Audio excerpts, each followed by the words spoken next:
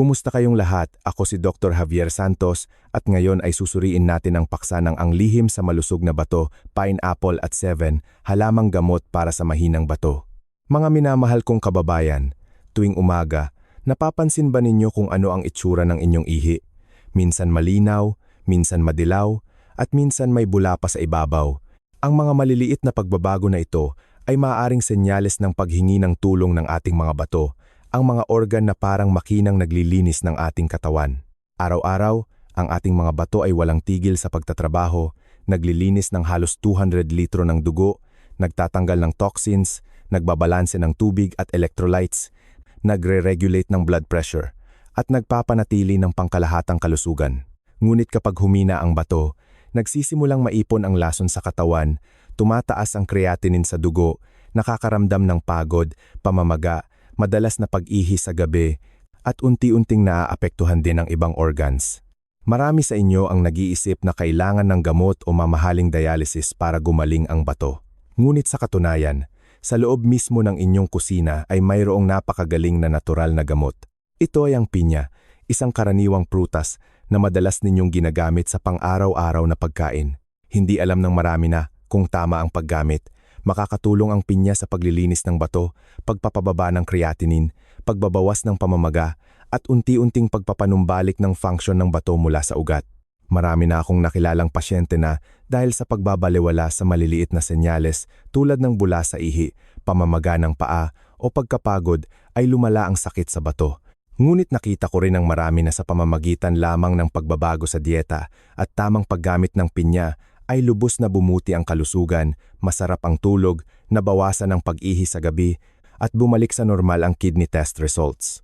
Sa video na ito, ibabahagi ko sa inyo ang 8 napakahalagang bahagi upang maunawaan ninyo kung bakit ang pinya ay gintong gamot para sa mahinang bato, kung paano gamitin ang pinya ng ligtas at epektibo, at ang mga simpleng gawi na makakatulong sa pagpapahinga at paggaling ng bato araw-araw. Magsisimula tayo ngayon sa unang bahagi. Tutulungan ko kayong matukoy ang mga pinakaunang senyales ng mahinang bato. Madaling matukoy sa pamamagitan lamang ng pagmamasid. Bahagi 1. Mga senyales ng mahinang bato sa ihi. Maagang babala na madalas binaliwala. Mga kababayan, marami sa atin ang kadalasang nagbibigay pansin sa tibok ng puso, blood pressure, o timbang. Ngunit nakakalimutan na ang ihi, tuwing umaga, ay ang pinakatotoong salamin ng kalusugan ng ating bato. Sa loob lamang ng ilang segundo ng pagmamasid, matutukoy na ninyo ang maagang mga problema na sinusubukang ipahiwatig ng bato. Kapag malusog ang bato, ang ihi ay kadalasang maputlang dilaw, malinaw, at may kaunting bula. Kung mayroon man, ang maliliit na bula ay panandalian lamang at mabilis na nawawala. Ito ay normal na physiological manifestation at walang dapat ipag-alala. Ngunit kapag nagsimulang humina ang bato, lalo na kapag nasira ang glomerular filtration barrier na nagiging sanhi ng pagtagas ng protina, lilitaw ang maraming maliliit na bula sa ihi na matagal mawala, parang manipis na layer ng sabon na hindi nawawala. Sa medisina, ito ay tinatawag na proteinuria, na nangangahulugang may protina sa ihi. Ito ang isa sa pinakaunang senyales ng pinsala sa bato at kailangan ng agarang pansin. Dapat ninyong tandaan na ang protina ay isang sangkap na matatagpuan lamang sa dugo. Kapag lumabas ito sa ihi, nangangahulugang nagsisimulang bumuka ang filter ng bato at ang mga sangkap na dapat manatili ay nawawala. Gayunpaman, hindi sa lahat ng pagkakataon na may bula sa ihi ay may sakit. May 2 uri ng bula na kailangan nating malinaw na makilala. Ang unang uri ay ang physiological foam na kadalasang lumalabas kapag umiihi kayo ng may malakas na agos. Ang tubig ay tumatama sa dingding ng inidoro na lumilikha ng malalaking bula na mabilis na nawawala sa loob lamang ng ilang segundo. Ito ay ganap na normal at walang dapat ikabahala. Ang pangalawang uri ay ang talagang mapanganib, ang pathological foam o abnormal foam. Ang mga bula na ito ay maliliit, makapal, at matagal na nananatili, minsan ilang minuto ay hindi pa rin nawawala. Ito ay sanhi ng protina, urea, at iba pang waste products sa dugo na tumatagas sa ihi. Kapag ang phenomenon na ito ay nangyari ng paulit-ulit sa isang araw, kailangan ninyong magpatingin agad dahil maaaring lubhang nabawasan ang function ng filter ng bato. Bukod sa bula, ang kulay at amoy ng ihi ay marami ring sinasabi. Kung ang ihi ay madilaw, may malakas na amoy, o malabo, ito ay senyales na kulang sa tubig ang katawan o overloaded ang bato. Kung may dugo sa ihi, kahit kaunti lang, kailangan ng mas maagang konsultasyon dahil maaring may kinalaman ito sa glomerulonephritis o urinary stones. Palagi kong sinasabi sa mga pasyente na sa loob lamang ng ilang segundo ng pagmamasid tuwing umaga ay maililigtas ang buong bato. Dahil kapag nagsimulang humingi ng tulong ang bato, hindi pa ito agad nagpapakita ng sintomas, ngunit nagbabago na ang ihi. Kung maaga nating mapapansin, ganap nating maiwasto ito sa pamamagitan ng tamang dieta at lifestyle upang mapigilan ang paglala ng sakit. Pagkatapos nito, tutulungan ko kayong mas maunawaan kung paano nangyayari ang unti-unting paghina ng bato at kung bakit ang ilang tao ay maagang natutuklasan at nakakagaling pa rin habang ang iba ay kailangan ng magdialysis habang buhay. Bahagi 2. 4 na yugto ng paghina ng bato, mula sa tahimik hanggang sa ganap na pagkawala ng function. Mga kababayan, ang sakit sa bato ay hindi dumarating sa isang araw at hindi rin ito biglang lumalabas tulad ng iniisip ng marami. Ang paghina ng bato ay isang tahimik na proseso na tumatagal ng maraming taon. Sa simula, halos walang malinaw na sintomas ang katawan, ngunit unti-unting nasisira ang bawat sel sa bato at kung hindi maaga ang pagtuklas, magiging napakabigat ng mga kahihinatnan. Hinahati ng medisina ang proseso ng paghina ng bato sa 4 na pangunahing yugto na tumutugma sa unti-unting pagbaba ng function ng filter ng dugo sa katawan. Ang unang yugto ay ang maagang paghina ng bato. Sa puntong ito, ang function ng filter ng dugo ng bato ay nasa itaas pa rin ng 90%. Halos walang abnormalidad ang pasyente, masarap pa rin ang pagkain at tulog, at normal ang pang-araw-araw na gawain, minsan lang ay bahagyang pagod o pag-ihi sa gabi ng 1 o 2 beses, lalo na pagkatapos kumain ng maalat o uminom ng maraming tubig sa gabi. Marami ang nagpapabaya, iniisip na ito ay dahil lamang sa edad o stress sa trabaho, kaya pinalampas ang gintong yugto upang gumaling ang bato. Ang pangalawang yugto, ang function ng filter ng bato ay nagsisimulang bumaba ng malinaw, nasa 60% hanggang 89% na lamang. Sa oras na ito, ang katawan ay nagsisimulang magpakita ng mas lihim na senyales tulad ng mas madalas na pag-ihi sa gabi, madilaw na ihi, maaaring may bula o malakas na amoy. Sa umaga, mapapansin ninyo na bahagyang namamaga ang talukap ng mata, kamay o paa, pagod, hirap mag-concentrate, minsan may pagkahilo, tuyong balat at makati. Kung susukatin ang blood pressure, makikita na may bahagyang pagtaas. Ito ang yugto kung saan marami ang nagsisimulang makaramdam ng pagbabago, ngunit hindi pa rin nagbibigay ng sapat na pansin. Ang pangatlong yugto ay kung kailan nasa katamtamang antas ang paghina ng bato, ang function ng filter ng dugo ay nasa 30% hanggang 59% na lamang. Sa oras na ito, malinaw na ang mga sintomas sa katawan. Ang ihi ay maaaring madilim na dilaw, maraming bula, at matagal mawala. Minsan may kasama pang microscopic blood na mahirap makita ng mata.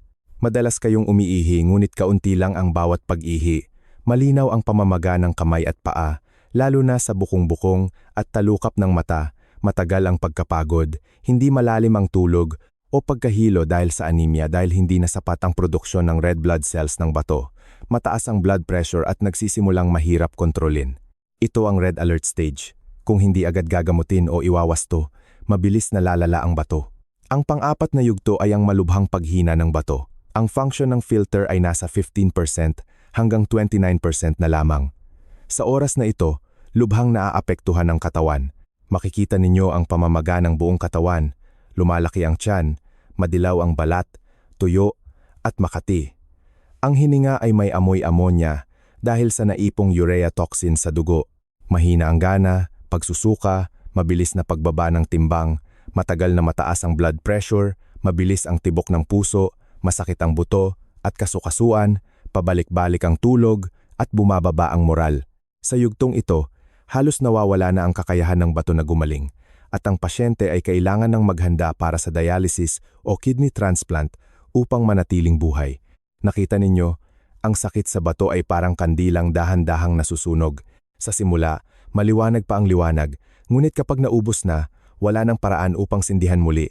Kaya ang pinakamahalaga ay ang maagang pagtuklas, pag-aalaga sa bato mula pa nang ito ay malusog, huwag hintayin na magsalita ito bago mag-alala sa paggamot.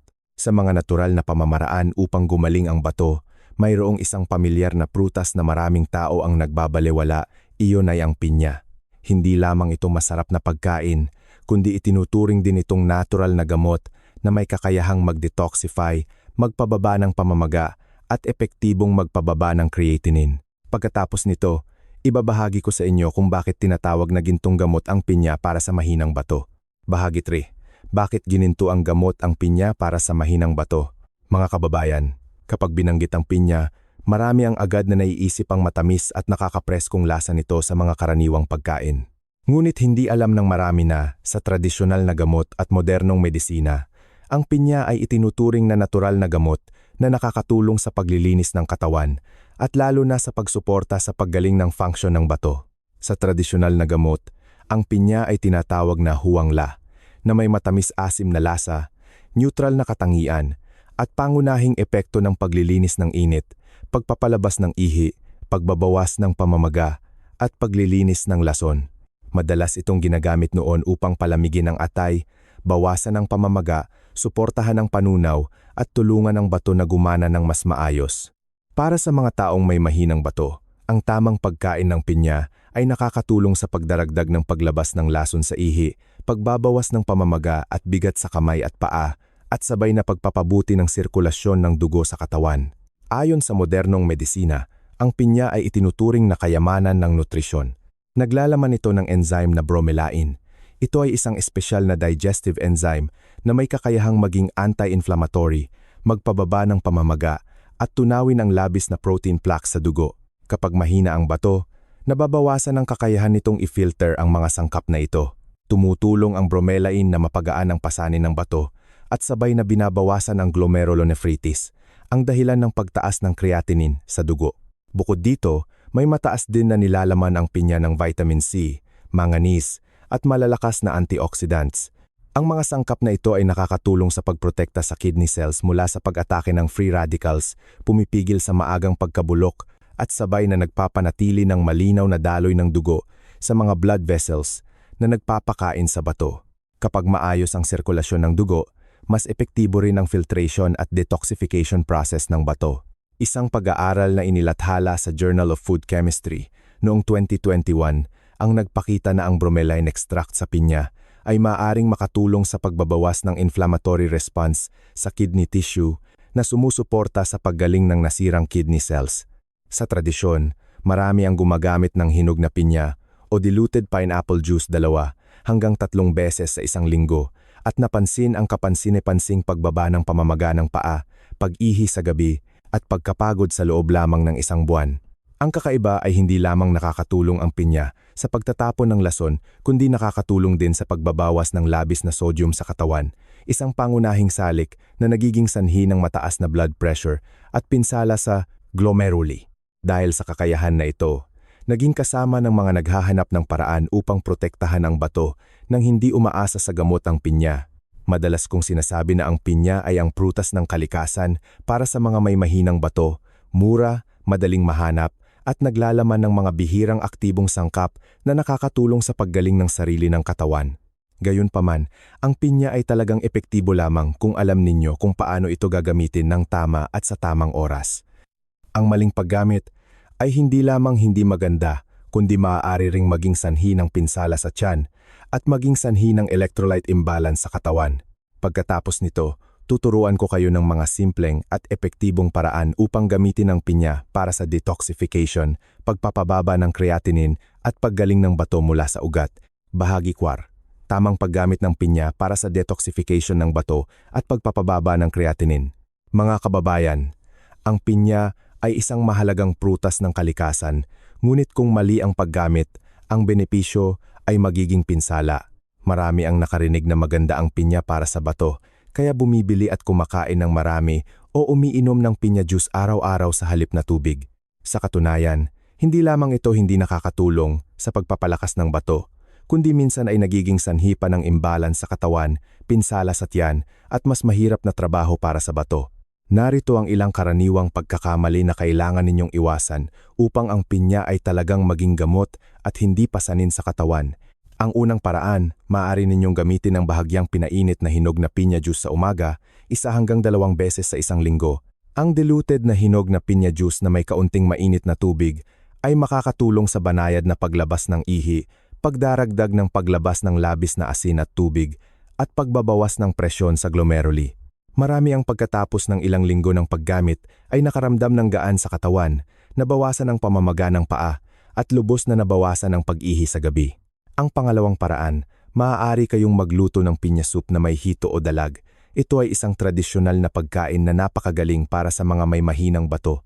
Nakakatulong ang pinya sa pagbabawas ng pamamaga. Ang hito naman ay naglalaman ng madaling tunawin na protina at mababa sa taba na angkop para sa mga kailangang protektahan ng bato. Ang sabaw na ito ay hindi lamang masarap, kundi nakakatulong din sa paglilinis ng katawan, pagbabawas ng pagkapagod, pagpapabuti ng panunaw, at pagdaragdag ng kakayahan ng filter ng bato. Ang pangatlong paraan ay steamed pineapple na may pulot. Kailangan lamang ninyong balatan, tanggalin ang core, hiwain ng manipis, at steam kasama ang 2 kutsara ng pulot.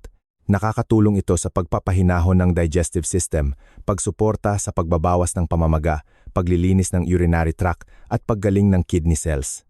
Kung patuloy na gagamitin, 2 hanggang 3 beses sa isang linggo, mas gagaan ang katawan, magiging stable ang blood pressure, at kapansine-pansing mababawasan din ang pagkapagod. Ang pang-apat na paraan, bagaman hindi gaanong alam ng marami, ay napaka-epektibo. Ito ay ang inihaw na balat ng pinya. Kailangan lamang ninyong hugasan ng maigi ang balat ng pinya, ihawin ng bahagya sa uling o kalan, pagkatapos ay pakuluan ng 1 litro ng tubig sa loob ng 10 minuto, palamigin at inumin sa buong araw. Ang inuming ito ay may diuretikong epekto, bahagyang anti-inflammatory at naglilinis ng urinary tract na nakakatulong sa bato na gumana ng mas madali. Kapag gumagamit ng pinya, kailangan ninyong tandaan ang ilang mahahalagang bagay. Una, huwag kumain ng pinya ng gutom dahil ang organic acid sa pinya ay magpapahirap sa tiyan na nagiging sanhi ng pananakit ng tiyan. Pangalawa, ang mga may kasaysayan ng ulcer sa tiyan ay dapat lamang kumain ng hinog na pinya o nilutong pinya, huwag kumain ng hilaw. Pangatlo, ang mga may diabetes o mataas na kolesterol ay dapat kumain ng katamtamang dami, huwag mag-juice ng masyadong matamis upang maiwasan ang pagtaas ng blood sugar. Para sa malulusog na tao, 3 hanggang 4 na beses sa isang linggo ay sapat na upang makatulong sa paglilinis ng katawan. Ngunit para sa mga may mahinang bato, madalas kong pinapayuhan na magsimula ng kaunti at unti-unting dagdagan, subaybayan ang reaksyon ng katawan, bago dahan-dahang dagdagan upang mabigyan ang bato ng oras na umangkop at natural na gumaling. Kung susundin ninyo ng tama, sa loob lamang ng ilang linggo, ang mga sintomas tulad ng kaunting pag-ihi, pamamaga at pagkapagod ay unti-unting mababawasan at ang creatinine sa dugo ay maaaring bumaba. Ang pinya, bagaman simple, kung alam ang tamang paggamit, ito ay magiging gintong gamot na makakatulong sa paglilinis ng dugo, pagpapababa ng pasanin sa bato, at paggaling ng bato mula sa ugat. Pagkatapos nito, ibabahagi ko ang isa pang napakagandang lihim. Iyon ay ang pagsasama ng pinya sa isa pang prutas upang doblehin ang kakayahan sa detoxification at pagpapatatag ng creatinine.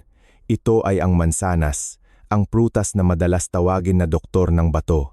Bahagi 5, pagsasama ng pinya at mansanas, ang detox duo na nagpapababa ng creatinine at nagpapagaling ng bato.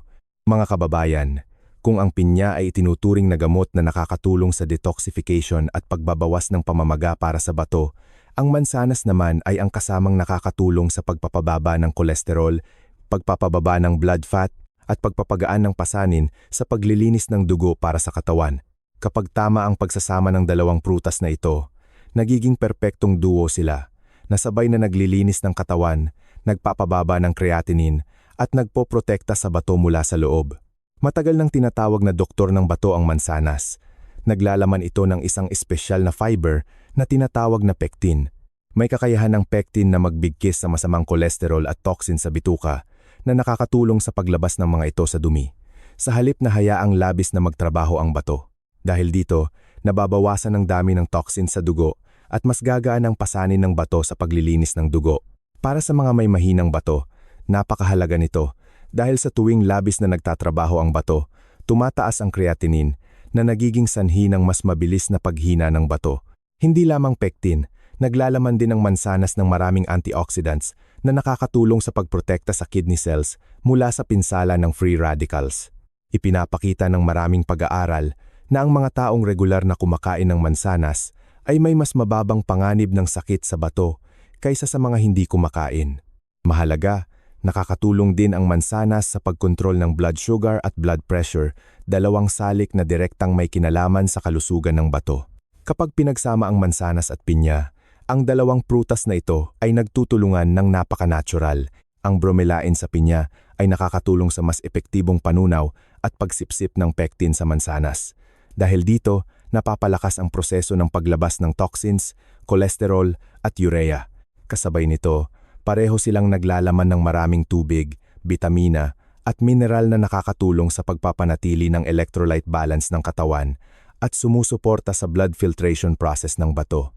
Maaari ninyong subukan ang ilang simpleng paraan na ito upang lubusang magamit ang mga benepisyo ng dalawang prutas na ito. Una, gumawa ng pinya at mansanas smoothie. Pumili ng isang bahagi ng hinog na pinya, isang pulang mansanas, i-juice o i-blend kasama ang isang baso ng mainit na tubig. Inumin sa umaga, bago kumain ng mga 30 minuto, 2 hanggang 3 beses sa isang linggo. Ang inuming ito ay hindi lamang nakakapagpalamig ng atay at nakakapagpalabas ng ihi kundi nakakatulong din sa pagbabawas ng pamamaga at paglilinis ng dugo na nagpapababa ng creatinine ng banayad. Pangalawa, maaari kayong gumawa ng pinya at mansanas salad na hinaluan ng plain yogurt. Ito ay madaling kainin, nagdaragdag ng probiotics na nagpapanatili ng malusog na bituka. Dahil dito, lubhang bumubuti ang proseso ng detoxification ng katawan. Ang mga may diabetes, mataas na kolesterol o mataas na blood pressure ay maaari ding kumain nito basta't walang idinagdag na asukal. Pangatlo, maaari kayong magluto ng pinya at mansanas na tubig upang inumin sa halip na plain water sa buong araw. Hiwain ng maliliit ang pinya at mansanas, pakuluan ng bahagya sa loob ng 10 minuto na may 1 litro ng tubig, palamigin at inumin unti-unti. Ang tubig na ito ay may banayad na asim-tamis na lasa, nakakapresko, nakakatulong sa paglabas ng ihi, pagbabawas ng pamamaga, at pagpapahinahon ng urinary tract. Isang pag-aaral na inilathala sa Journal of Nutrition and Metabolism noong 2020 ang nagpakita na ang mga taong regular na gumagamit ng pinya at mansanas ay may creatinine level sa dugo na mas mababa ng 12% hanggang 15% kumpara sa grupong hindi gumagamit. Ipinapakita nito na ang pagsasama ng dalawang natural na prutas na ito ay mayroong siyentipikong batayan at talagang epektibo. Dapat ninyong tandaan na kapag gumagamit ng pinya at mansanas, kainin ng parehong laman at fiber. Iwasan ang pag-juice lamang dahil mababawasan ng fiber, isang mahalagang salik na nakakatulong sa pagbabawas ng toxins para sa bato. Kasabay nito, pumili ng sariwang mansanas, huwag balatan kung nahugasan ng maigi dahil ang balat ay naglalaman ng maraming mahalagang antioxidants. Kung patuloy ninyong gagamitin ang pinya at mansanas, kasama ng malusog na pamumuhay, sa loob lamang ng maikling panahon, mas gagaan ang katawan, mas magiging alerto ang isip, at lalo na, kapansin-pansing gagaling ang function ng bato. Pagkatapos nito, ibabahagi ko sa inyo ang mga karaniwang pagkakamali sa pagkain ng pinya na nagpapahina sa bato upang maiwasan ninyo ang mga ito at talagang makabenepisyo ang pinya sa inyong kalusugan. Bahagi 6, mga pagkakamali sa pagkain ng pinya na nagpapahina sa bato.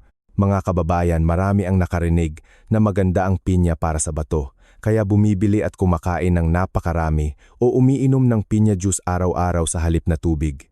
Sa katunayan, hindi lamang ito hindi nakakatulong sa pagpapalakas ng bato, kundi minsan ay nagiging sanhi pa ng imbalance sa katawan, pinsala sa tiyan, at mas mahirap na trabaho para sa bato.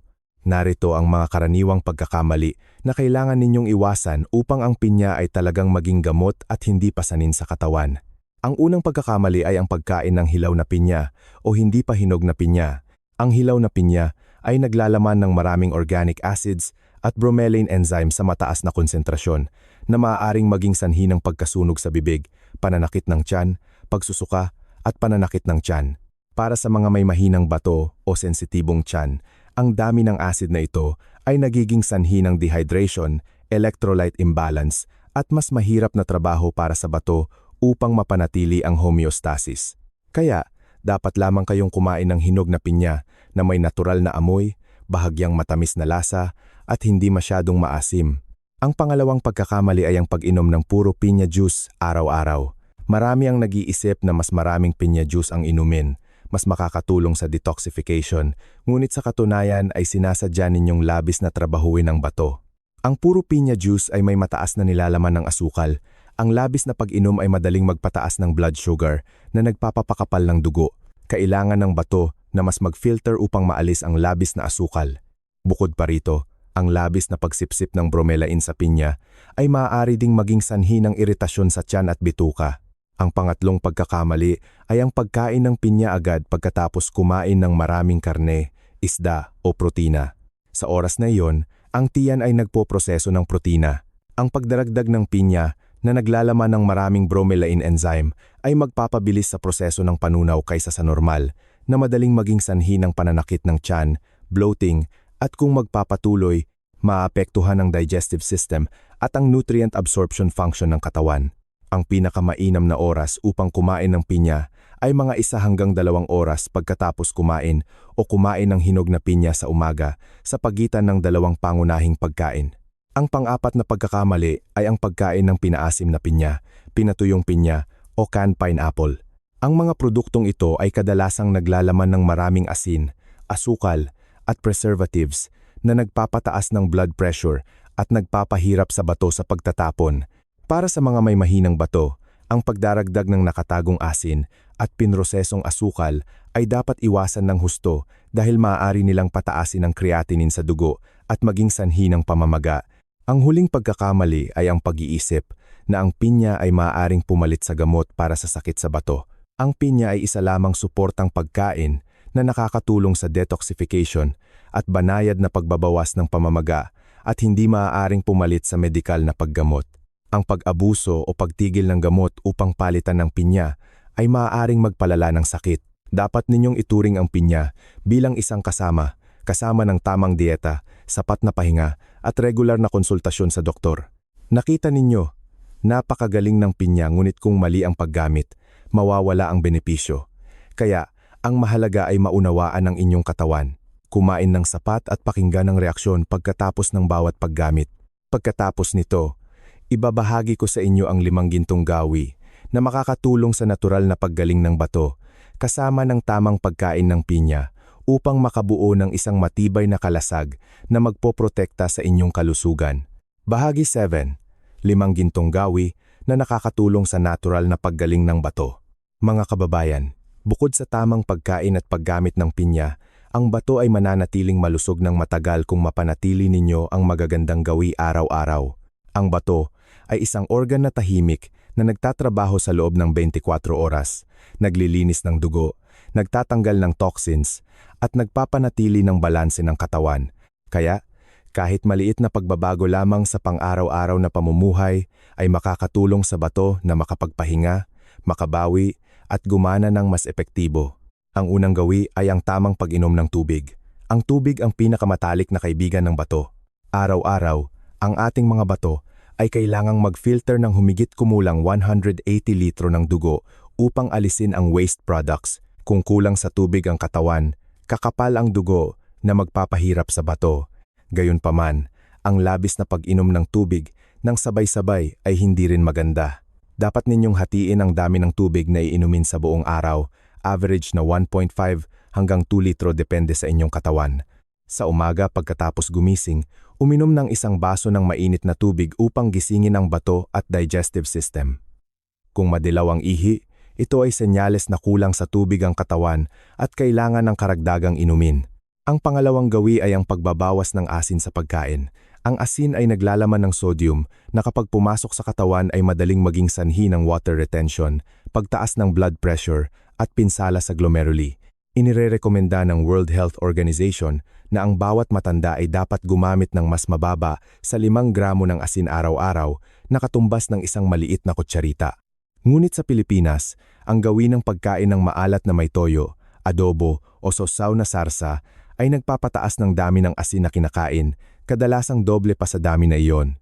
Dapat ninyong simulan ang dahan-dahang pagbabawas, palitan ng asin ng natural na pampalasa tulad ng sibuyas, bawang, luya, turmeric o kalamansi upang ang pagkain ay masarap pa rin nang hindi nakakasama sa bato. Ang pangatlong gawi ay ang pag-iwas sa beer, alak, at sigarilyo. Ang beer at alak ay nagiging sanhi ng dehydration, pagtaas ng uric acid, at glomerulonephritis. Ang sigarilyo naman ay naglalaman ng libu-libong mapanganib na toxins, kabilang ang maraming vasoconstrictors na pumipigil sa maayos na daloy ng dugo sa bato. Ang mga naninigarilyo ay may halos 2 beses na mas mataas na panganib ng paghina ng bato kaysa sa mga hindi naninigarilyo. Kaya, kung talagang gusto ninyong panatilihing malusog ang bato, dahan-dahan ninyong bawasan at tuluyang itigil ang 2 gawi na ito. Ang pang-4 na gawi ay ang sapat na tulog. Kapag natutulog tayo, nagkakaroon ng oras ang bato upang gumaling at mag-regenerate ng mga bagong cells. Kung madalas kayong nagpupuyat, natutulog ng mas mababa sa 6 na oras araw-araw, tataas ang blood pressure, magugulo ang hormones, at mas magtatrabaho ang bato upang mapanatili ang balanse. Dapat ninyong panatilihin ang tulog na 7 hanggang 8 oras bawat gabi. Matulog bago mag-11 ng gabi. Bago matulog, iwasan ang paggamit ng telepono, TV, o pagkain sa gabi upang ganap na makapagpahinga ang katawan. Ang malalim na tulog ay hindi lamang nakakatulong sa bato na makapagpahinga kundi nakakatulong din sa puso, atay, at immune system na gumana ng mas mahusay. Ang pang-5 gawi ay ang regular na pag-iihersisyo. Nakakatulong ang ehersisyo sa mas mahusay na sirkulasyon ng dugo, paghahatid ng sapat na oxygen at nutrients sa bato na nakakatulong sa bato na gumana ng mas epektibo at matagal. Hindi ninyo kailangang mag-ehersisyo ng mabigat, sapat na ang mabilis na paglalakad ng 30 minuto araw-araw o paggawa ng mga simpleng ehersisyo tulad ng yoga, qigong, tai chi o calisthenics. Kung patuloy na gagamitin, magiging malusog ang katawan, magiging stable ang blood pressure, at mas magiging relax ang isip. Ang 5 gintong gawin na ito ang matibay na pundasyon na nakakatulong sa natural na paggaling ng bato. Kapag pinagsama sa tamang dieta at tamang paggamit ng pinya, makikita ninyo na mas gagaan ang katawan, mas magiging alerto ang isip, at lalo na kapansin-pansing gagaling ang function ng bato. Pagkatapos nito, ikukuwento ko sa inyo ang isang tunay na kwento ng isang tao na gumamit ng mga bagay na ito at mahiwagang gumaling ang function ng bato sa loob lamang ng ilang buwan. Ang maliit na kwento na iyon ay magbibigay sa inyo ng higit na pananampalataya na basta't matiyaga at maunawaan ang inyong katawan, ang bato ay ganap na makakagaling sa sarili. Bahagi 8. Isang tunay na kwento ng paggaling ng bato dahil sa pinya. Mga kababayan, minsan ang isang tunay na kwento ay sapat na upang magbigay sa atin ng pananampalataya at motibasyon upang magbago. Naaalala ko pa ang kaso ni Mang Jose sa Laguna. Siya, 65 taong gulang, ay na-diagnose na may stage 3 kidney failure at ang creatinine sa kanyang dugo ay umabot sa 2.5 mg DL. Sinabi niya na kailangan niyang bumangon at umihi ng 5 o 6 na beses tuwing gabi. Pagod siya, madilaw ang balat, at bahagyang namamaga ang kamay at paa. Halos naghanda na siya sa pagdialysis. Ngunit isang araw, nang hindi sinasadya ay napanood niya ang isang programa tungkol sa benepisyo ng pinya para sa mga may mahinang bato, kaya nagpasya siyang subukan ito. Wala siyang ginawang masyadong komplikado, nagsimula lamang siya sa pagbabago ng kanyang lifestyle. Binawasan niya ang maalat na pagkain, tuluyang itinigil ang soft drinks at beer, at naglakad ng 30 minuto tuwing umaga. Hinati niya ang dami ng tubig na iniinom sa buong araw at lalo na, regular na gumamit ng pinya ayon sa tagubilin. 3 beses sa isang linggo, nagluluto siya ng pinya soup na may hito o dalag na masarap kainin at magaan sa tiyan. Bukod pa rito, 2 umaga sa isang linggo, umiinom siya ng isang maliit na baso ng diluted na pinya juice na bahagyang pinainit. Sa gabi ng weekend, gumamit din siya ng steamed pineapple na may pulot, isang pagkain na sinabi niya na nakakatulong sa masarap na tulog at lubos na nabawasan ng pag-ihi sa gabi. Ipinagpatuloy niya ang gawin na iyon sa loob ng 3 buwan, hindi lumiban sa anumang pagkain, at ang resulta ay hindi inaasahan maging ng kanyang sarili.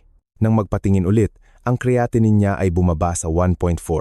Sinabi niya na malinaw na nagbago ang pakiramdam niya sa loob, hindi na mabigat o pagod tulad dati, mas maliwanag ang balat, malalim ang tulog, at sa umaga ay mas malinaw ang ihi, mas kaunti ang bula. Masaya niyang sinabi na sa loob ng maraming taon ng pagpapatingin, hindi pa niya nakita ang ganito kagandang resulta. Ang kapansin-pansin ay hindi gumamit si Mang Jose ng anumang espesyal na gamot, matiyaga lamang siyang kumain ng tama, gumamit ng hinog na pinya sa katamtamang dami at nanatiling positibo. Ipinapakita nito na ang katawan ng tao ay may mahiwagang kakayahan na gumaling sa sarili, basta't alam nating pakinggan at bigyan ito ng pagkakataong gumaling. Sa pamamagitan ng kwentong ito, gusto ko lamang iparating sa inyo na walang milagro na makakapagpagaling sa bato sa loob ng isang araw. Ngunit kung malinaw na nauunawaan ang sanhi at matiyaga sa pagbabago, darating ang magandang resulta. Ang pinya ay hindi isang himala, ngunit kung alam ang tamang paggamit kasama ng 5 gintong gawin na ibinahagi ko, ito ay magiging isang napakagandang kasama na makakatulong sa paglilinis at natural na paggaling ng katawan. Kung gusto ninyong ipadala ko ang detalyadong tagubilin tungkol sa 3 putahe mula sa pinya na nakakatulong sa pagpapababa ng creatinine at paggaling ng function ng bato, mag-iwan lamang ng 6 sa comment section sa ibaba. Iibahagi ko ang kompletong recipe, oras ng pagkain, at kung paano pagsamahin sa iba pang pagkain upang makamit ang pinakamataas na epekto. Ang bato ang ugat ng buhay. Ang pag-aalaga sa bato ay pag-aalaga rin sa inyong kalusugan at haba ng buhay. Pagkatapos nito, tutulungan ko kayong ibuod ang lahat ng nilalaman upang ang bawat isa sa atin ay makapagsimula ng paglalakbay sa paggaling ng malusog na bato mula ngayon. Ang pagpapanatili ng malusog na bato ay pagpapanatili ng haba ng buhay. Mga kababayan, sa buong pagbabahagi natin ngayon, tinalakay natin ang mga senyales ng mahinang bato, ang mga tahimik na yugto ng paghina ng bato, at kung paano ang isang simpleng prutas tulad ng pinya ay maaaring maging natural na gamot na nakakatulong sa paggaling ng function ng bato mula sa ugat. Ang bato ay parang mahiwagang makinang naglilinis ng katawan. Araw-araw, tahimik itong nagtatrabaho nang walang tigil upang alisin ang toxins, balansehin ang tubig, i-regulate ang blood pressure at pakainin ang bawat cell. Ngunit kapag humina ang bato, nagsisimulang maipon ang waste product sa katawan, madilaw ang balat, pagod ang tao, bumababa ang moral, at unti-unting humihina ang pangkalahatang kalusugan. Kaya, ang pag-aalaga sa bato ay pag-aalaga rin sa buong katawan upang maging malusog at mabuhay ng matagal. Ang pinya, na may natural na nutrients tulad ng bromelain, vitamin C, manganese, at antioxidants, ay isang napakagandang kasama para sa bato. Kung alam ninyong gamitin ng tama ang pinya, kainin ito kasama ng mansanas at iba pang malusog na pagkain, lilinisin ang bato. Unti-unting bababa ang creatinine, gagaan ang katawan, malalim ang tulog, at relax ang isip. Umaasa ako na pagkatapos mapanood ang video na ito, sisimulan ninyong bigyan ang inyong sarili ng maliliit ngunit makahulugang bagay. Uminom ng sapat na tubig, kumain ng bahagyang maalat, matulog ng mas maaga, maglakad araw-araw, at magdagdag ng ilang hiwa ng hinog na pinya sa inyong pagkain. Minsan, ang pinakasimpleng bagay ang nagbibigay ng pinakamalaking resulta. Kung sa tingin ninyo ay kapaki-pakinabang ang pagbabahagi ngayon, i-like at i-subscribe ang channel ng Kalusugan at Buhay 365 upang hindi mawalan ng mga susunod na video. Maaari din kayong mag-iwan ng komento sa ibaba upang ibahagi ang inyong damdamin o magtanong tungkol sa kalusugan. Sisikapin kong sagutin ng detalyado sa mga susunod na video. Salamat sa inyong oras sa panonood. Nais kong maging malusog kayong lahat, laging masaya, payapa araw-araw, at lalo na magkaroon ng malusog at matibay na bato sa paglipas ng panahon. Pagkatapos nito, ibabahagi ko ang 7 uri ng mahahalagang ugat na makakatulong sa pagpapalakas ng bato, pagbabawas ng pag-ihi sa gabi, at banayad na paglilinis ng dugo. Inaanyayahan ko kayong panoorin upang mas mapangalagaan ang inyong bato. Bahagi 9, 7 mahahalagang ugat na makakatulong sa pagpapalakas ng bato, pagbabawas ng pag-ihi sa gabi, at banayad na paglilinis ng dugo. Mga kababayan, mula noon hanggang ngayon, naririnig ng lahat na ang black beans ay isang himala na nakakatulong sa pagpapalakas ng bato. Totoo, ang black beans ay may napakagandang kakayahan na maglinis ng katawan, mag-detoxify, at magpalabas ng ihi. Ngunit may isang bagay na hindi alam ng marami, iyon ay mayroong mas simpleng uri ng ugat sa kalikasan na pamilyar sa inyong kusina, ngunit ang epekto sa pagprotekta at paggaling ng function ng bato ay mas malakas ng maraming beses kaysa sa black beans. Maaring mahirap paniwalaan, ngunit ito ay napatunayan na ng maraming modernong siyentipikong pag-aaral. Sa video na ito, ibabahagi ko sa inyo ang 7 karaniwan at murang uri ng ugat na epektibo. Ang bawat uri ay may sariling epekto. Mayroong nakakatulong sa paglabas ng ihi, may nagpapalakas ng ki, may anti-inflammatory, may nakakatulong sa pagpapatatag ng blood sugar at nagpoprotekta sa blood vessels na nagpapakain sa bato. Kung alam ninyo kung paano gamitin ng tama, ang mga ugat na ito ay magiging natural na kalasag na makakatulong sa bato na maging malusog, mabawasan ang pag-ihi sa gabi, mas maging maliwanag ang balat, mas mabawasan ang pagputi ng buhok, at mas maging magaan at maliksi ang katawan. Bago tayo dumako sa bawat uri ng ugat, unawain nating muli ang papel ng bato. Ang bato ay parang isang sopistikadong blood filter machine na mayroon ang bawat katawan. Araw-araw, ang dalawang bato ay kailangang mag-filter ng 150 hanggang 180 litro, nagtatanggal ng toxins. Pinapanatili ang balanse ng asin, tubig at blood pressure. Kapag malusog ang bato, makikita ninyo na puno kayo ng enerhiya, masarap ang tulog, malusog ang balat at sariwa ang isip. Ngunit kapag humina ang function ng bato, hindi naganap na nalilinis ang toxins, tumataas ang mga indicator tulad ng creatinine at urea sa dugo, ang katawan ay magpapakita ng maraming abnormal na sintomas, tulad ng madalas na pag-ihi sa gabi, pamamaga ng paa, pagkapagod, madilaw na balat, maagang pagputi ng buhok, at maging pagtaas ng blood pressure o heart failure. Ang modernong medisina ay kadalasang gumagamot ng sakit sa bato gamit ang gamot sa high blood pressure, diuretics, blood sugar control drugs, o dialysis sa malubhang yugto. Ngunit bago umabot sa puntong kailangan ng gamot, ganap ninyong mapoprotektahan ang bato mula mismo sa pang-araw-araw na pagkain. Maraming international research ang nagpakita na ang dieta na mayaman sa gulay, mababa sa asin, binawasan ng asukal, at saturated fat ay maaaring makapagpabagal sa paglala ng chronic kidney disease at sabay na makatulong sa pagpapatatag ng creatinine levels at pagsuporta sa self-healing ng bato. Kaya, huwag ninyong isipin na gamot lamang ang makakapagpagaling sa bato. Minsan ang mga pamilyar na pagkain mismo ang pinakamalakas na natural na gamot at ang unang uri ng ugat na gusto kong ipakilala ngayon ay ang ube na kilala rin bilang wild yam. Isang uri ng ugat na itinuturing na gintong gamot sa tradisyonal na gamot at modernong medisina. 1. Ube wild yam, nagpapalakas ng ki, nagpapalusog ng bato at nagpapabagal sa pag-edad ng bato. Sa tradisyonal na gamot, ang ube ay inuri bilang isang uri ng halamang gamot na nagpapalakas ng ki, nagpapalusog ng spleen, at nakakabenepisyo sa bato.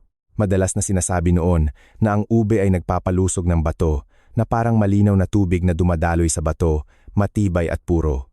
Ang ugat na ito ay may epekto ng pagpapabuti ng sigla, pagbabawas ng pag-ihi sa gabi, at pagpapalakas ng katawan mula sa ugat. Ngayon, napatunayan na rin ng modernong agham ang epekto na iyon. Ang ube ay naglalaman ng isang mahalagang aktibong sangkap na tinatawag na diosgenin, kasama ang maraming antioxidants na may kakayahang magpabagal sa pag-edad ng kidney cells na nakakatulong sa pagpapabuti ng metabolism ng asukal at taba sa katawan. Dahil dito, nababawasan ang presyon sa bato sa paglilinis ng dugo, mas gagaan ang katawan, mas mababawasan ang pagkapagod. Isang pag-aaral na inilathala sa Journal of Nutrition and Asian Health ay nagpakita na ang extract mula sa ube ay kapansin-pansing nagpapabuti ng function ng bato sa mga hayop na may pinsala sa bato dahil sa diabetes. Dahil sa anti-inflammatory at kidney protecting mechanism nito, hindi lamang nililinis ng ube ang bato kundi nagbibigay din ng sustansya dito na nakakatulong sa bato na maging malusog ng matagal. Tungkol sa paggamit, maaari kayong magluto ng ube sa maraming masarap at madaling kainin na paraan. Una, magluto ng ube congee na may red dates at goji berries. Ang congee na ito ay nakakabenepisyo sa ki at dugo at madaling tunawin, napakaangkop para sa mga matatanda na madalas pagod, mahina ang gana o madalas umiihi sa gabi. Pangalawa, stew ang ube na may buto ng baboy o manok. Ang sabaw na ito ay nagbibigay ng magaan na protina, nakakabenepisyo sa spleen at tiyan at nagpapalusog sa bato. Pangatlo, steam ang ube at kainin sa umaga para sa magaan ngunit masustansiyang pagkain. Dapat ninyong tandaan na kapag inihahanda ang ube, kailangan itong balatan ng maigi at hugasan ng mabuti dahil ang katas nito ay maaaring maging sanhi ng pangangati ng kamay. Ang mga may kasaysayan ng pagtatae, acute gastritis o buntis ay dapat kumain ng katamtamang dami dahil ang ube ay may neutral na katangian na madaling maging sanhi ng pananakit ng tiyan. Pinakamainam na gamitin 2 hanggang 3 beses sa isang linggo, baguhin ang paraan ng pagluluto upang hindi magsawa. Kung patuloy na gagamitin, makikita ninyo na gagaan ang katawan, mababawasan ang pag-ihi sa gabi, at kapansin-pansing gagaling ang kalusugan. R. White radish, ang maliit na ginseng na naglilinis ng lason at nagpapatatag ng blood pressure. Ang pangalawang uri ng ugat na gusto kong ipakilala ay ang white radish. Sa tradisyon, ipinapasa ng mga tao ang kasabihang, kumain ng white radish sa taglamig, luya sa tag-init, hindi na kailangan ng doktor. Ang kasabihang iyon ay hindi lamang isang karanasan kundi ang pinakapuso ng tradisyonal na gamot. Ang white radish ay itinuturing na maliit na ginseng, na nangangahulugang ito ay isang mahalagang, ngunit karaniwan, madaling mahanap at madaling gamitin na gamot. Sa tradisyonal na gamot, ang white radish ay may matamis na lasa, malamig na katangian, at epekto ng paglilinis ng init, pagtunaw ng plema, pagpapalabas ng ihi, at detoxification. Kung ihahambing ang bato sa isang water filter machine sa katawan, ang white radish ang panlinis na nakakatulong sa paglilinis ng urinary tract na sumusuporta sa bato na mag-filter ng toxins ng mas madali. Ayon sa modernong medisina, ang white radish ay mayaman sa vitamin C, fiber, at natural compounds na nakakatulong sa paglaban sa oxidation, pamamaga, at pagtatapon ng uric acid, ang dahilan ng gout at kidney stones. Ang potassium content sa radish ay nakakatulong din sa pag-regulate ng blood pressure, pagbabawas ng pasanin sa puso at bato. Ipinakita ng isang pag-aaral ng mga siyentipiko ng India na ang extract mula sa white radish ay may kakayahang magpataas ng excretion ng ihi at mapabuti ang function ng filter ng bato, lalo na sa mga taong nasa panganib ng kidney stones. Maaari kayong magluto ng white radish sa maraming paraan. Stew ang white radish na may lean meat o buto ng baboy. Ang matamis na lasa ay nakakatulong sa paglabas ng ihi at paglilinis ng init. I-juice ang sariwang white radish upang linisin ang katawan at natural na mag-detoxify. Magluto ng white radish soup na may carrots o seaweed upang magdagdag ng bitamina, madaling tunawin, at makatulong sa pagpapatatag ng blood pressure. Ang white radish ay lalong angkop para sa mga may bula sa ihi, kidney stones, gout o high blood pressure. Bukod pa rito, ang mga taong madalas na nakakaramdam ng init sa katawan, tuyong balat at constipation ay dapat ding kumain dahil ang white radish ay mayaman sa fiber na nakakatulong sa pagdumi at pagbabawas ng naipong toxins. Gayunpaman, dahil malamig ang white radish, ang mga may pananakit ng tiyan, pagtatae o low blood pressure ay hindi dapat kumain ng marami. Pinakamainam na lutuin upang mabawasan ang lamig na nakakatulong sa mas madaling pagsipsip. Sun. Lotus root. Naglilinis ng dugo, nagpapalusog ng dugo, at nakakatulong sa masarap na tulog. Ang lotus root ay isang pagkain na napakapamilyar sa maraming pamilyang Pilipino. Mula sa lotus root dessert na may red dates hanggang sa nilagang lotus root soup, lahat ay konektado sa sariwa at kaaya-ayang lasa nito. Ngunit hindi alam ng marami na ang lotus root ay hindi lamang masarap na pagkain kundi isang mahalagang gamot din sa tradisyonal na gamot. Madalas itong ginagamit noon upang gamutin ang mga kondisyon tulad ng insomnia, pag-ihi sa gabi, init sa katawan o anemia.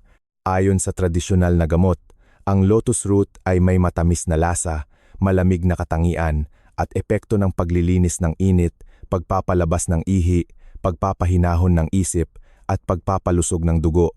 Kaya, ang mga taong may kidney failure o banayad na anemia ay madalas na pinapayuhan na magdagdag ng lotus root sa kanilang pang-araw-araw na pagkain upang makabawi sa kalusugan at makatulong sa mas mahusay na sirkulasyon ng dugo. Ayon sa modernong medisina, ang lotus root ay mayaman sa iron, vitamin C, potassium at fiber.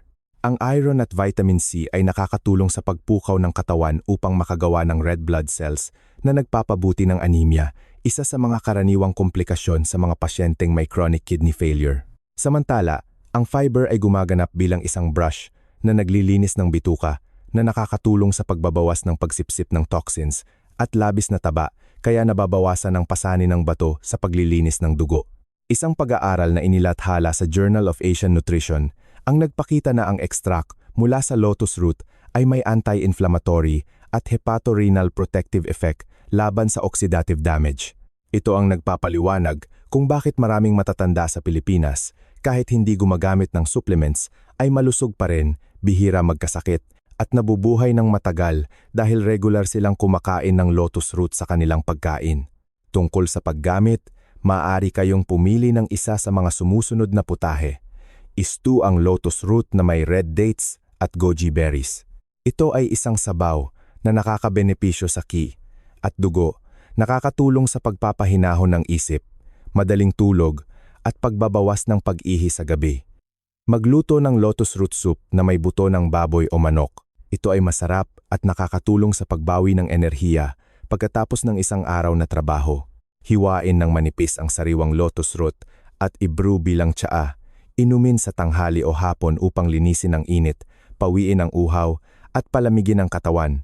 Ang mga angkop sa lotus root ay ang mga matatanda na madalas umiihi sa gabi, insomnia, pagod, anemia, o may unstable na blood pressure.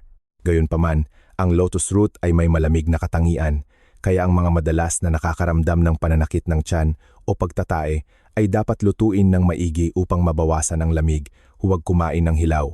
Isang baso lamang ng mainit na lotus root soup sa gabi, at makikita ninyo na relax ang katawan, mas malalim ang tulog, at mas komportable ang isip sa umaga.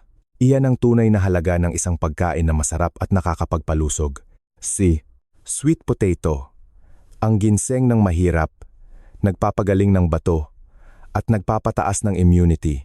Ang sweet potato ay isang pamilyar na pagkain sa halos lahat ng Pilipino. Sa kanayunan, maraming nagtatanim ng sweet potato sa lahat ng dako, madaling itanim, madaling imbak, at napakagaling na pagkain para sa bato. Sa tradisyonal na gamot, ang sweet potato ay tinatawag na ginseng ng mahirap. Ang pangalang iyon ay hindi lamang isang paghahambing, kundi isang tunay na pagkilala sa halaga ng gamot nito. Ang sweet potato ay may matamis na lasa, neutral na katangian, at epekto ng pagpapalusog ng spleen, pagpapalakas ng ki, at pagpapalakas ng bato. Ginagamit noon ang sweet potato sa maraming herbal remedies upang gamutin ang pagkapagod, nocturnal emission, pananakit ng likod, mahinang tuhod, o madalas na pag-ihi sa gabi.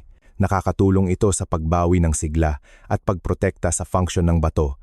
Sa siyentipikong aspeto, ang sweet potato ay naglalaman ng maraming amylase at mucin enzymes. Dalawang aktibong sangkap na nakakatulong sa panunaw, pagbabawas ng pagsipsip ng asukal at labis na taba sa dugo. Dahil dito, hindi na kailangan ng bato na labis na magtrabaho upang i-filter ang labis na sangkap. Bukod pa rito, mayroon ding malalakas na antioxidants sa sweet potato na nakakatulong sa pagprotekta sa maliliit na blood vessels sa bato, pumipigil sa pamamaga at sclerosis ng glomeruli. Isang pag-aaral ng mga siyentipiko ng Japan ang nagpakita na ang grupo ng mga matatanda na kumakain ng sweet potato 2 hanggang 3 beses sa isang linggo ay may mas mababang rate ng kidney failure kaysa sa mga hindi gaanong kumakain. Ito rin ang dahilan kung bakit itinuturing ang sweet potato na pagkain ng mahabang buhay na matatagpuan sa maraming dietary menus ng mga Hapones. Maaari kayong magluto ng sweet potato sa maraming simpleng paraan. Magluto ng sweet potato soup na may manok o buto ng baboy. Magdagdag ng ilang hiwa ng red dates upang mapataas ang epekto ng pagpapalusog ng ki at dugo. Pakuluan ng sweet potato at kainin kasama ng binhi ng sesame na may asin. Isang karaniwang pagkain na nakakatulong sa katawan na maging magaan, madaling tunawin, steam ang sweet potato at i-mash. Kainin sa umaga bilang malambot na congee. Nakakabusog ng matagal, mababa sa calories, at maganda para sa bato. Ang sweet potato ay angkop para sa mga matatanda, mga madalas umiihi sa gabi, pagod, o may mataas na blood sugar, mataas na kolesterol. Gayunpaman, dapat lamang kayong kumain ng 2 hanggang 3 maliit na sweet potato sa isang linggo. Huwag kumain ng napakarami dahil maaaring maging sanhi ng bloating o pananakit ng tiyan. Ang mga may mahinang tiyan, GERD, o mahina ang panunaw ay dapat pumili ng pinakulo o steamed sweet potato sa halip na inihaw upang mabawasan ang iritasyon. Bukod pa rito, huwag kumain ng sweet potato na may usbong o may itim na spots dahil sa oras na iyon ay maaaring makagawa ang ugat ng toxins na nakakasama sa atay at bato. Number 5. Sweet potato. Kamote, ang karaniwang ugat na nakakatulong sa paglabas ng ihi, nagbabawas ng presyon sa bato at nagpapatatag ng blood sugar. Ang kamote ay isang pamilyar na pagkain sa bawat pamilyang Pilipino. Mula sa nilagang kamote sa umaga hanggang sa mabangong inihaw na kamote sa gabi, ang ugat na ito ay konektado sa atin mula pa noong bata. Ngunit hindi alam ng marami na ang kamote ay isa sa mga pagkain na nakakatulong sa bato na gumana ng mas madali at epektibo. Sa tradisyonal na gamot, ang kamote ay may matamis na lasa, neutral na katangian, at epekto ng pagpapalusog ng spleen at tiyan, pagpapalabas ng dumi, pagpapalakas ng ki, at banayad na pagpapalabas ng ihi. Ginagamit noon ang kamote para sa mga mahihina, madalas umiihi sa gabi, constipated, o mahina ang katawan. Nakakatulong ang kamote sa katawan na makabusog ng matagal at nagbibigay ng malusog na enerhiya nang hindi nagdaragdag ng pasanin sa bato. Ayon sa modernong medisina, ang kamote ay naglalaman ng maraming soluble fiber na nakakatulong sa pagpapabagal sa proseso ng pagsipsip ng asukal sa bituka, kaya nagpapatatag ng blood sugar. Kapag kontrolado ang blood sugar, nababawasan ang presyon ng bato sa paglilinis ng dugo. Bukod pa rito, ang natural na potassium content sa kamote ay nakakatulong sa pagbabalanse ng fluid, pagbabawas ng water retention, pagpapatatag ng blood pressure at pagdaragdag ng kakayahan sa paglabas ng ihi. Isang pag-aaral ng Harvard University ang nagpakita na ang grupo ng mga taong kumakain ng kamote 3 hanggang 4 na beses sa isang linggo ay may humigit kumulang 20% na mas mababang panganib ng chronic kidney disease kaysa sa mga hindi gaanong kumakain. Maaari kayong gumamit ng kamote sa maraming paraan. Pakuluan ng kamote at kainin sa umaga, nakakapagpainit ng tiyan at sumusuporta sa panunaw. Ihawin ng kamote bilang merienda sa hapon, masarap at may malakas na antioxidant effect. Magluto ng kamote soup na may malunggay o berdeng gulay, isang sariwa, madaling tunawin at nakakatulong sa katawan na magbalanse ng homeostasis. Ang kamote ay lalong angkop para sa mga madalas umiihi sa gabi, may high blood pressure, mataas na blood sugar o mga madalas pagod at madaling magutom. Gayunpaman, dapat lamang kayong kumain ng 3 hanggang 4 na maliit na kamote sa isang linggo. Huwag kumain ng napakarami dahil maaaring maging sanhi ng bloating o pananakit ng tiyan. Ang mga may mahinang tiyan, reflux o mahina ang panunaw ay dapat pumili ng pinakulo o steamed kamote sa halip na inihaw upang mabawasan ang iritasyon. Bukod pa rito, huwag kumain ng kamote na may usbong o may itim na spots dahil sa oras na iyon ay maaaring makagawa ang ugat ng toxins na nakakasama sa atay at bato. 6. Cassava. Kamoteng kahoy. Naglilinis ng init, nagpapababa ng blood pressure, at nagpoprotekta sa bato mula sa komplikasyon ng diabetes. Kapag binanggit ang kamoteng kahoy, marami ang kadalasang naiisip lamang ang sago at gata na nakakapagpalamig sa tag-init. Ngunit sa katunayan, ang kamoteng kahoy ay isang mahalagang gamot para sa mga matatanda, may high blood pressure o diabetes. Sa tradisyonal na gamot, ang kamoteng kahoy ay may matamis na lasa, malamig na katangian, at epekto ng paglilinis ng init, detoxification, paggawa ng bodily fluids, at pagpapalusog ng kidneyin. Ginagamit noon ang kamoteng kahoy upang gamutin ang init sa katawan, labis na pagkauhaw, kaunting ihi, high blood pressure, o pagkapagod dahil sa mahinang bato. Napatunayan na rin ng modernong agham ang epekto na ito. Ang kamoteng kahoy ay naglalaman ng 2 mahalagang aktibong sangkap na puerarin at isoflavones na may kakayahang magpaluwag ng blood vessels, nakakatulong sa pagpapababa ng blood pressure, pagdaragdag ng daloy ng dugo sa bato, pagbabawas ng insulin resistance, at pagpigil sa komplikasyon ng diabetes sa bato. Bukod pa rito, mayroon ding malakas na antioxidant effect ang kamoteng kahoy na nakakatulong sa pagprotekta sa kidney cells mula sa pinsala ng free radicals. Isang pag-aaral na inilathala sa Journal of Nephrology and Medical Nutrition ang nagpakita na ang puerarin compound sa kamoteng kahoy ay nakakatulong sa pagpapabuti ng function ng glomeruli at pagbabawas ng creatinine levels sa mga pasyenteng may maagang diabetes. Maaari kayong gumamit ng kamoteng kahoy sa maraming paraan. Haluin ang sago ng kamoteng kahoy sa mainit na tubig. Uminom ng isang maliit na baso bawat isa upang linisin ang katawan. Hiwain ng manipis ang sariwang kamoteng kahoy, patuyuin, at i-brew bilang tsaa. Gamitin sa hapon upang pababain ang blood pressure at palamigin ang atay. Magluto ng kamoteng kahoy soup na may lean meat o hito. Ang pagkain na ito ay masarap at nakakatulong sa pagpapalusog ng kidneyin, pagbababa ng init, at pagbabawas ng pagkapagod. Ang angkop na gumamit ng kamoteng kahoy ay ang mga matatanda na may high blood pressure, diabetes, init sa katawan o mga madalas na hindi makatulog, stress, tuyong balat, at kaunting ihi. Gayunpaman, dapat ninyong tandaan na huwag uminom ng puro sago ng kamoteng kahoy o uminom ng napakarami ng sabay-sabay dahil madaling maging sanhi ng pananakit ng tiyan. Ang mga may low blood pressure ay dapat limitahan ng regular na paggamit at ang mga buntis ay kailangang magtanong sa doktor bago gamitin. Pinakamainam na uminom ng kamoteng kahoy 2 hanggang 3 beses sa isang linggo, isang maliit na baso bawat isa. 7. Turmeric, ang gamot na anti-inflammatory, naglilinis ng lason at nagre-regenerate ng kidney cells. Mga kababayan, ang huling ugat sa listahan ngayon ay ang turmeric, isang pamilyar na pampalasa sa kusina, ngunit isang tahimik na tagapagtanggol para sa atay, bato at blood vessels. Sa tradisyonal na gamot, ang turmeric ay may mapait, bahagyang maanghang na lasa, mainit na katangian at epekto ng pagpapakilos ng qi, pagbabawas ng pamamaga at detoxification. Ginagamit noon ang turmeric sa mga herbal remedies upang gamutin ang pananakit ng tiyan, jaundice, digestive disorders, banayad na kidney inflammation o urinary tract diseases.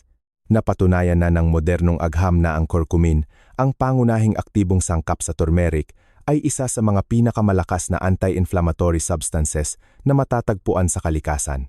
Ipinapakita ng daan-daang international studies na ang curcumin ay nakakatulong sa pagpigil sa inflammatory process sa glomeruli, neutralizing free radicals, pumipigil sa sclerosis, at nagpoprotekta sa kidney cells. Isang pag-aaral sa American Journal of Kidney Diseases ang nagpakita na pagkatapos ng 3 buwan ng pagdaragdag ng curcumin, ang mga pasyenteng may maagang kidney failure ay kapansin-pansing bumuti ang inflammatory markers at ang function ng filter ng dugo ng bato.